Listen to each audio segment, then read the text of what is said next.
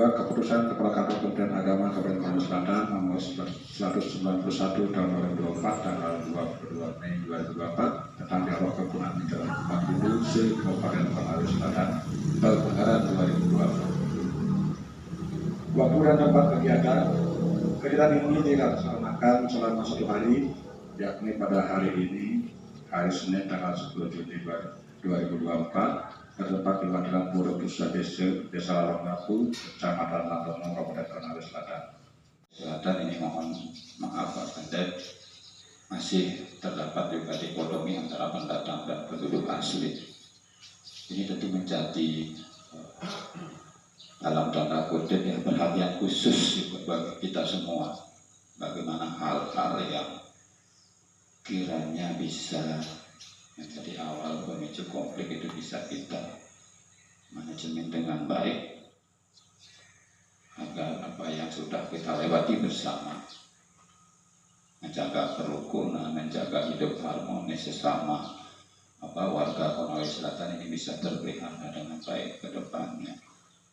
Ini barangkali menjadi PR kita bersama. Sekarang hari ini hadir teman-teman pengurus PHDI sekecamatan, pengurus PHDI kabupaten, teman-teman perada terkait dengan penguatan moderasi beragama. Ini barangkali perlu kita sedikit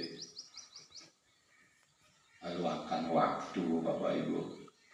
Biasanya teman-teman kita di Hindu, mohon maaf kepala kantor, biasanya sih teman-teman kami di Hindu menganggap bahwa dirinya itu sudah yang paling moderat kalau urusannya dengan antar umat beragama.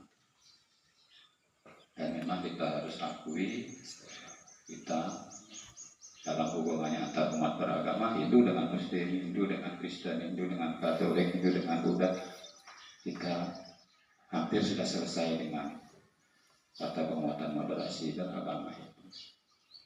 Akan tetapi di internal kita, karena kita hari ini berdialog internal, kerukunan internal umat Hindu, ini yang masih banyak menjadi PR kita.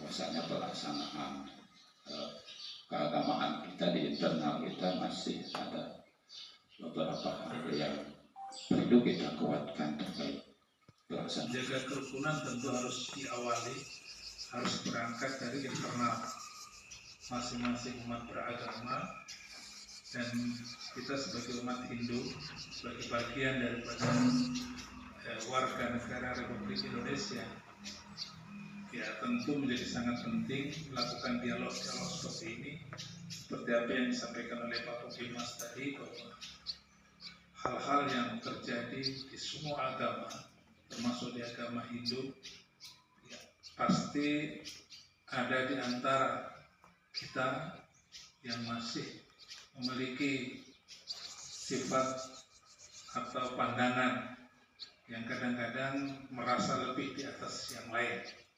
Itulah salah satu pemicu di mana ketegangan antara kita sendiri yang dipicu oleh tadi pemahaman kita yang berbeda antara satu dengan yang lain. Perbedaan itu wajar, yang tidak wajar adalah menganggap bahwa dirinya yang paling benar dan orang lain itu salah. Itu persoalannya, karena setiap orang pasti memiliki potensi perbedaan di dalam memahami sesuatu, termasuk pemahaman terhadap ajaran agama. Hampir semua agama seperti itu, karena di dalamnya ada tafsir. Tafsir kalau dalam bahasa agama ya, atau pemahaman terhadap ajaran agama, itu pasti ada yang mengalami perbedaan antara satu dengan yang lain. Tergantung kemampuan, wawasan, kedalaman, ilmu pengetahuan yang dimiliki oleh masing-masing. Karena itu menjadi penting bukan mempersamakan, tapi untuk saling memahami.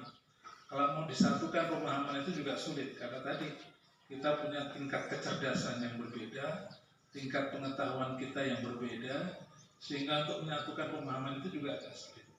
Tetapi yang paling dimungkinkan adalah saling memahami perbedaan di dalam agama.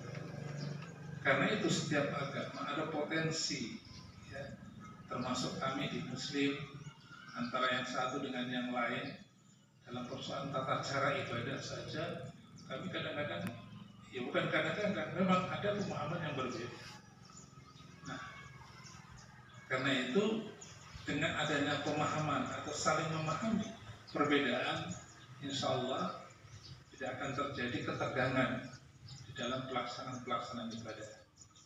Jadi tidak dianggap bahwa Muslim itu satu pemahamannya dalam sama mungkin semua agama, sehingga pemahaman yang berbeda itu kalau kita memiliki kesamaan di dalam memahami perbedaan, insya Allah tidak akan terjadi apa-apa. Nah, tentu itu akan sangat dipengaruhi oleh, sekali lagi, kedalaman, ya, termasuk kematangan pribadi-pribadi umat beragama.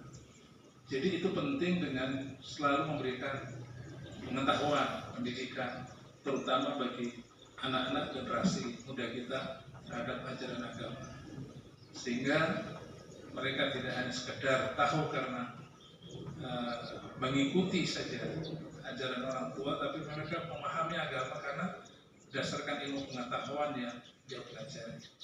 Sehingga dengan pengetahuan yang dia pelajari akan menimbulkan kepada anak-anak atau generasi kita pengetahuan yang lebih luas, tidak sempit pemahamannya. Karena kalau sempit pemahamannya akan dia merasa ego, bahwa dialah yang paling benar, dialah yang paling pintar, sehingga menganggap bahwa orang lain di luar dirinya itu salah. Bahkan menyalahkan praktek-praktek yang dijalani oleh orang-orang di luar dirinya. Agama punya nilai-nilai universal. Kalau kebenaran menurut Islam pasti sama kebenaran itu menurut Hindu. Kebaikan menurut Hindu akan sama kebaikan menurut Islam. Ada nilai-nilai universal bahwa baik, jujur itu adalah semua nilai-nilai yang benar menurut semua agama. Hormat, sopan santun itu adalah nilai-nilai agama dan itu semua dibenarkan oleh semua ajaran agama. Setia itu adalah nilai-nilai agama dan itu dibenarkan oleh semua agama. Itu adalah nilai universal. Kerjasama, saling hormat menghormati, itu adalah nilai-nilai universal, Pak. Yang itu semua adalah dibenarkan oleh semua agama. Saling menghormati, saling menjaga perasaan, itu semua nilai-nilai universal.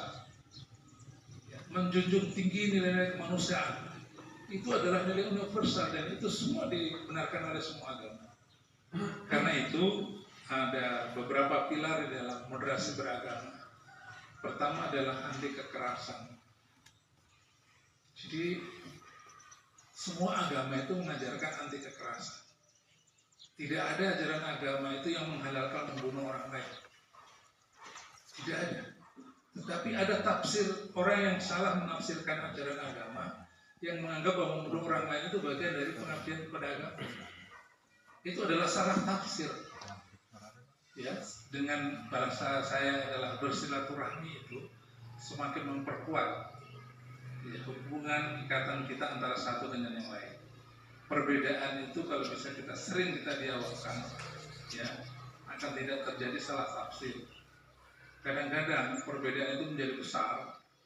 Pertama karena kita salah paham, salah tafsir, setelah salah tafsir salah paham. Kalau sudah salah paham itu kadang-kadang menjadi salah tingkah, salah langkah. Akhirnya menjadi, karena itu selalu kita ketemu ada sesuatu yang perlu kita bicarakan secara kekeluargaan, itu menjadi lebih baik ketimbang nanti sudah besar baru kita ungkapkan. Jadi dialog itu penting, Pak. Ya, karena kadang-kadang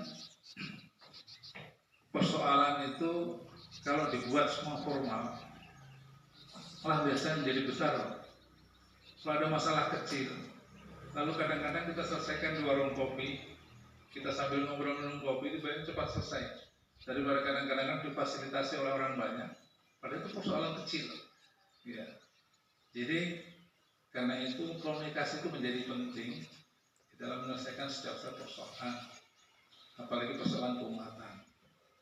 Jadi di antara internal umat beragama, kalau bisa semakin banyak dialog akan semakin baik dalam mempererat hubungan antara satu dengan yang lain.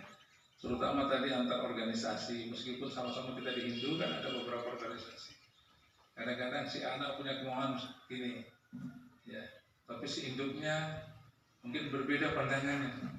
Tapi kapan kita tidak pernah bertemu, tidak pernah kita berdialog, masing-masing dia hanya ngomongnya di internal organisasinya, tidak pernah nyambung dengan induknya. Itu kadang-kadang lama-lama yang kecil yang dibawa akan menjauh dari induknya, dan itu berbahaya. Akhirnya nanti induk kemana, anak kemana, cabang kemana. Jadi ini pentingnya dialog seperti ini terkait dengan langkah-langkah pembinaan keumatan, misalnya terkait dengan pendidikan anak-anak seperti apa, pembinaan umat di dalam ibadah-ibadah seperti apa, dan sebagainya. Ini menjadi penting didialogkan, menjadi satu persepsi sehingga umat ini satu. Negara ini sumbangsih kerukunan itu karena internal umat beragama rukun. Kalau sudah internal umat beragama rukun, kemudian antar umat beragama rukun, dengan pemerintah rukun, ya insya Allah ya, Sulawesi Selatan akan tetap damai. Di antara kabupaten yang dirasakan kita damai itu Kongsel. Kongsel ini di berbagai agama paling heterogen di antara kabupaten ini Kongsel. Dengan resmi saya nyatakan dibuka.